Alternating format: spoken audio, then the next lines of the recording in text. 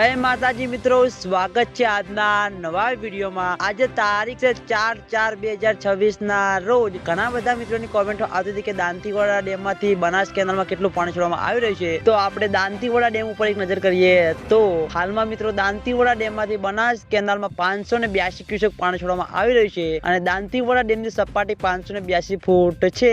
દાંતીવાડા ડેમની ભયાનક સપાટી 604 ફૂટ છે અને દાંતીવાડા ડેમ અત્યાર સુધીમાં 45% ભરાયેલો છે મિત્રો। હવે મિત્રો દાંતીવાડા ડેમમાંથી જે કેનાલમાં પાણી છોડવામાં આવી રહ્યું છે તેના લીધે ઘણા બધા ખેડૂતો મિત્રોને સિંચાઈ કરવામાં ઘણો બધો ફાયદો થતો જોવા મળે છે। થોડાક સમય પહેલા મિત્રો જે કેનાલ દ્વારા ગાબડું પડ્યું હતું તેને રિપેરિંગ કરીને ફરીથી મિત્રો હાલમાં પાણી છોડવામાં આવી રહ્યું છે અને પાણી છોડવાથી ઘણા બધા ખેડૂતો મિત્રોને ફાયદો પણ થયો છે।